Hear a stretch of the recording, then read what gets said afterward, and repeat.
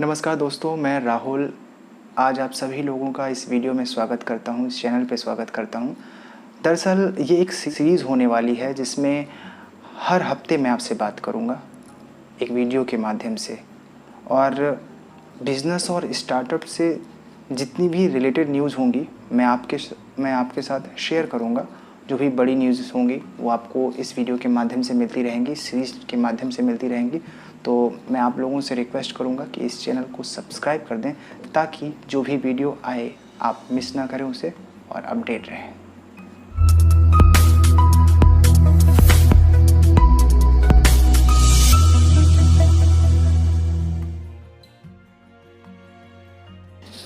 तो यहाँ से पहली न्यूज़ TCS से है। जैसा कि हम सभी लोगों को पता है कि पूरे देश में लॉकडाउन चल रहा है, जिसकी वजह से कई सारी जो प्राइवेट कंपनियां हैं वो वर्क फ्रॉम होम को प्रीफर कर रही हैं। तो इस टाइम में ये पता भी चला है कि जितनी भी वर्क फ्रॉम होम किए जा सकते हैं उनमें कुछ प्रोडक्टिविटी भी अच्छी हो गई हैं, क्योंकि आए दिन जो है हमारे सीनियर्स के कॉल आ रहे हैं कि आप घर पे बैठ के मस्ती कर रहे हो, आप काम नहीं कर रहे हो। तो इस प्रेशर में हो सकता हो कि जो हमारे एम्प्लॉय हैं वो बहुत अच्छे से काम करें।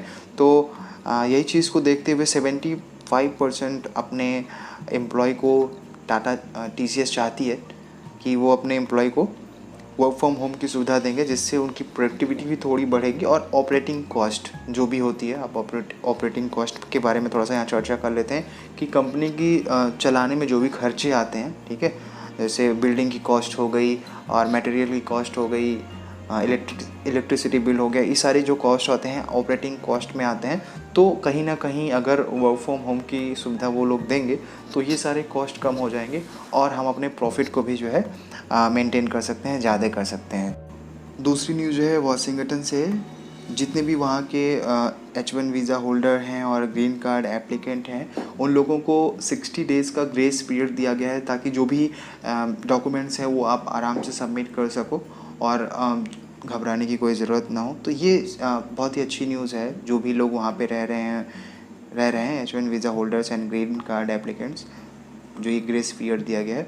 ये क्या होते हैं H1 visa holders and green card applicants, इसमें आप कमेंट सेक्शन में हमें बता सकते हैं। हम इसके ऊपर भी एक वीडियो लेके आ जाएंगे ताकि इन दोनों कॉन्सेप्ट को आप अच्छे से समझ पाएँ। तीसरी जो सबसे बड़ी न्यूज़ है वो ये है कि प्रधानमंत्री जन धन योजना के तहत जो राशि वितरण होना था लॉकडाउन में, ये न्यूज़ आई थी कि सहायता राशि दी जाएगी 500 रुपये की। जो महिला अकाउंट होल्डर होंगे तो उन्हीं को दी जाएगी 500 रुपये की सहायता राशि। तो ये कैसे आना है ये निश्चित किया गया है, यहाँ पे बताया गया है। तो जिनका अकाउंट नंबर लास्ट में 01 होगा उनका 4 मई को आएगा। 2 से 3 यानी कि 2 और 3 होगा तो 5 मई, 4, 5, 6 मई और 7, 8 यानी कि 6 और 7, 8 मई, 8 और 9, 11 मई। यहाँ पे पूरा चार्ट है, आप देख सकते हैं कि कब जो है ये आएगा। तो बहुत ही, अगर मेरे हिसाब से देखा जाए तो बहुत ही अच्छा कदम है सरकार के द्वारा जो लिया जा रहा है। हो सकता हो ये अमाउंट जो है देखने में छोटा लगे, लेकिन कहीं ना कहीं ये लोगों को थोड़ी ही सही लेकिन हेल्प ज़रूर करेगी और हेल्प कर भी रही है।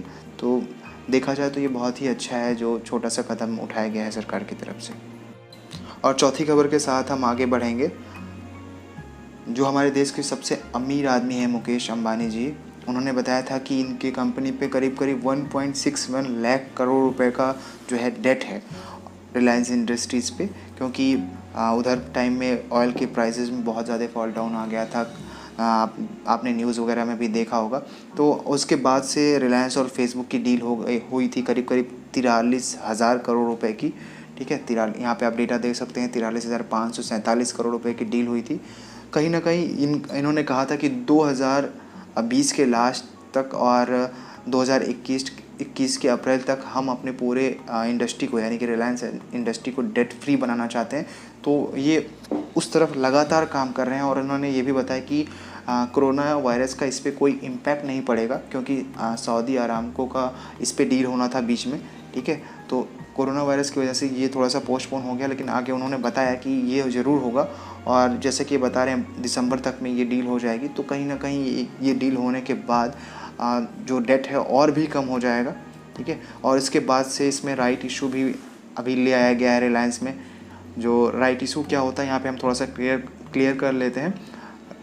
राइट इशू ये होता है कि अगर हमारे पास किसी कंपनी का शेयर है तो कंपनी पहले हमें प्रिफ़र करेगी, ठीक है, हमें प्रिफ़र करेगी कि हम इस शेयर को आपको दे रहे हैं, यानी कि इसका ये डिस्काउंट प्राइस होता है, किसी भी डिस्काउंट प्राइस पे शेयर को ऑफ़र किया जाता है। उसके बाद उस डिस्काउंट प्राइस पे आप लेना चाह रहे हैं कि नहीं, ये आपके ऊपर डिपेंड करता है। अगर आप लेते हैं तो वो प्राइस पे आपको शेयर अलॉट हो जाता है और आप उस शेयर के मालिक हो जाते हैं। तो राइट इशू के थ्रू भी जो है इन्होंने बहुत ज़्यादा कोशिश की है कि जो है रिलायंस इंडस्ट्री को ज़्यादा से ज़्यादा इसको डेट फ्री बना दिया जाए, और इनका जो काम है बहुत ही तेज़ी से आगे बढ़ रहा है और इस पे वर्क भी ये बहुत अच्छा कर रहे हैं।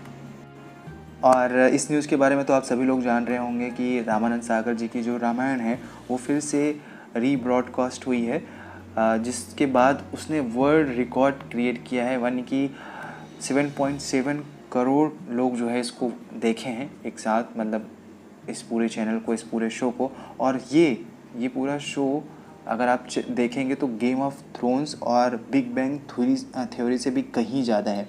यानी कि अगर इसमें बात करें तो 17.4 मिलियन गेम्स ऑफ थ्रोन्स का है एंड 18 मिलियन जो है बिग बैंग थ्योरी का है। अब यहाँ पे हम रामायण देखें तो 77 मिलियन जो है व्यूअर्स इसको देखें हैं, तो एक वर्ल्ड रिकॉर्ड बहुत ही लंबे, यानी कि बहुत ही ह्यूज गैप के साथ जो है वर्ल्ड रिकॉर्ड क्रिएट किया गया है। यहाँ पे एक ये बड़ी न्यूज़ थी कि आरबीआई अपना एक रिकॉर्ड मेंटेन कर रही थी, जिसमें 5 करोड़ से जिनका ज़्यादा लोन था उनका, और इसमें ये देखा गया करीब 68,607 जो करोड़ रुपए जो है रिटर्न ऑफ किया गया है 50 विलफुल डिफॉल्टर्स का। तो यहाँ पे हम मतलब देख लेते हैं कि रिटर्न ऑफ का क्या मतलब होता है। दो चीज़ें हैं, एक रिटर्न ऑफ और एक वेव ऑफ। रिटर्न ऑफ का क्या मतलब है कि अगर बैंक चाहेगी तो अपने जितने भी डिफ़ॉल्टर्स हैं उनको बाद में उनसे पैसे लेगी। जैसे रुचि सोया वाले केस में हुआ था कि बैंक ने उसको लोन दिया था, बाद में वो कंपनी जब रामदेव बाबा जी ने परचेज कर लिया, यानी कि उसको ख़रीद लिया, तो वो पैसा जो है फिर से मिल गया, ठीक है। तो ये पैसा उनसे बाद में ली जाएगी, कंपनी से ली जाएगी। अभी इसको इसमें से हटा दिया गया क्योंकि ये बहुत ही लंबे समय से जो है हम इसका बैलेंस शीट मेंटेन कर रहे हैं कि हमने इसको डेट में दिया है, ये आएगा, लेकिन कोई इसका फिक्स टाइम नहीं लग रहा है कि कब तक आएगा। तो इस वजह से जो है इसको रिटर्न ऑफ कर दिया गया है।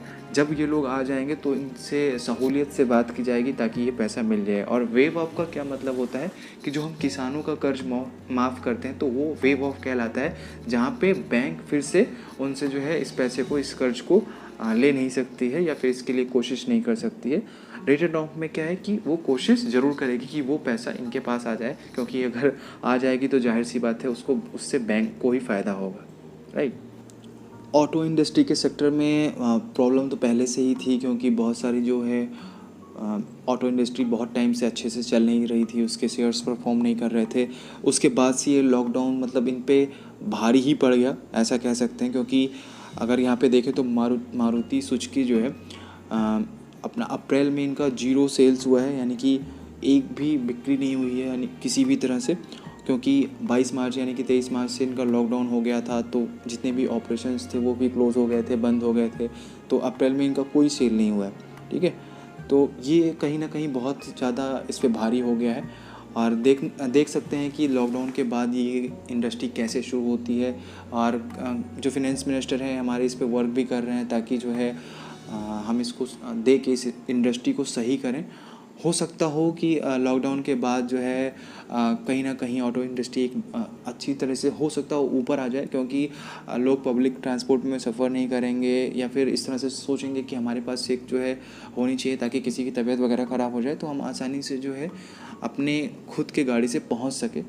तो हो सकता हो इसमें कुछ इंक्रीज़ देखने को मिले हमें लॉकडाउन के बाद, इसमें और टू व्हीलर सेक्टर दोनों में, ठीक है। तो लॉकडाउन के बाद ये भी हो सकता है कि वो काफ़ी ऊपर जाए थोड़ा सा। माफ़ी चाहूँगा, वीडियो थोड़ी सी लंबी हो जा रही है, लेकिन ये न्यूज़ जो है बहुत ही इम्पॉर्टेंट है, हमें जाननी भी चाहिए।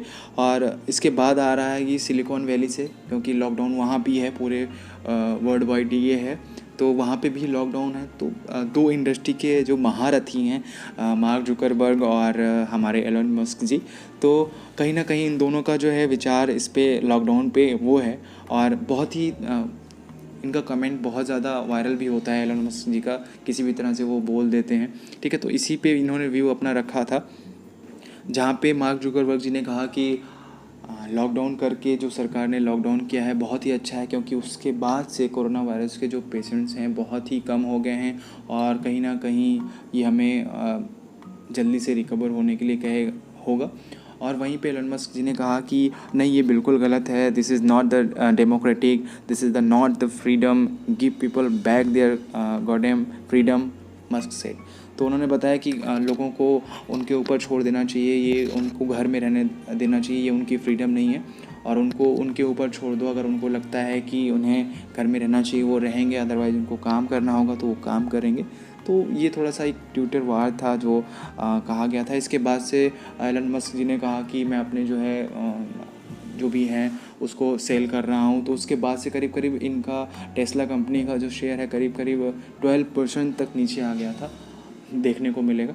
तो ये चीज़ थी कि एक बड़े शख्स का बोलने से क्या होता है, क्या इफ़ेक्ट होता है, तो ये हम देख सकते हैं यहाँ से। यहाँ पे अगेन ये टू व्हीलर से है, जो टीवीएस मोटर कंपनी है, इसने भी जो है अप्रैल मंथ में कोई भी सेल्स इनका कुछ भी नहीं हुआ है, क्योंकि नेशन वाइज लॉकडाउन था। बट इसमें अच्छी बात क्या है कि इन्होंने 8,134 टू व्हीलर जो है एक्सपोर्ट्स किए हैं, और 1,506 थ्री व्हीलर जो है चेन्नई पोर्ट से इन्होंने एक्सपोर्ट किया। तो ये इसमें एक अच्छी बात है। अभी हम थोड़ा सा जल्दी लेके ही चलेंगे इसे। यहाँ से जो सबसे इम्पोर्टेंट न्यूज़ जिससे हम थोड़ा सा कुछ सीख भी सकते हैं, पूरी दुनिया के सबसे अमीर भी कह सकते हैं, इन्वेस्टमेंट के गुरु भी कह सकते हैं, मिस्टर वॉरेन बफेट, जो उनकी कंपनी है बर्कशायर हैथवे, यूएस एयरलाइन की कई ढेर सारी जो उनमें इन्वेस्टमेंट थी उसको उन्होंने सोल्ड कर दिया है, और उसके बाद उनके पास करीब करीब $50 बिलियन का अमाउंट है ना। और उन्होंने जो स्टेक सेल किया है अपने 11% जो है delta air, 10% American airlines, 10% south west airline, 9% United airlines, ये सारे जो है अपने जो है स्टेक को उन्होंने सोल्ड आउट कर दिया। उसके बाद करीब करीब उनके पास $50 बिलियन का अमाउंट है। अगर यहाँ की भाषा में देखें तो 10 लाख करोड़ रुपए के आसपास उनका है। लेकिन उनका अभी यही कहना है कि इस मार्केट के बारे में कोई नहीं जानता कि ये मार्केट यहाँ से अप जाएगा या डाउन जाएगा। बहुत लोग उनका कुछ अपना मत रख सकते हैं, उनका अपना कुछ पैराडिगम होगा कि हाँ भाई यहाँ से ऊपर ही जाएगा, बस जो होना था हो गया। लेकिन ये आप लिख के नहीं दे सकते, ये आप 100% श्योरिटी के साथ नहीं कह सकते। अगर इतना बड़ा इन्वेस्टमेंट का गुरु कह रहा है, इसके पास इतना पैसा रखे हैं, तो कहीं पे भी लगा सकते हैं। किसी भी कंपनी के पास इस समय अगर देखा जाए तो सबसे ज़्यादा पैसा इस कंपनी के पास है, ठीक है। तो ये इन्होंने रखा हुआ है, और ये वेट कर रहे हैं कि कब जो है वो टाइम आए और कब मौके पे चौका लगाया जाए, ठीक है। वो थोड़ा सा अगर कहीं पे हिंट मिलेगा तो ये अपने पैसे को वहाँ पे लगाएंगे, और वही सही टाइम होगा, ठीक है। मैं ये नहीं कह रहा हूँ कि देख के चला जाए, क्योंकि बहुत लोग कहेंगे उनको देख के फॉलो करेंगे। भाई अच्छे लोग हैं, हम फॉलो कर सकते हैं, ठीक है। तो ये चीज़ का इंतज़ार किया जा रहा है, वेट किया जा रहा है। आप देखते हैं आगे क्या होता है। और इस तरह से जो है, इसी तरह से इस न्यूज़ को पाने के लिए आप हमारे चैनल को सब्सक्राइब कर सकते हैं। हम वीकली इस तरह की न्यूज़ को लाते रहेंगे। चैनल को सब्सक्राइब कर दें, वीडियो को लाइक कर दें, कमेंट कर सकते हैं, और हमारे साथ बने रहिए। अपना समय देने के लिए बहुत बहुत धन्यवाद।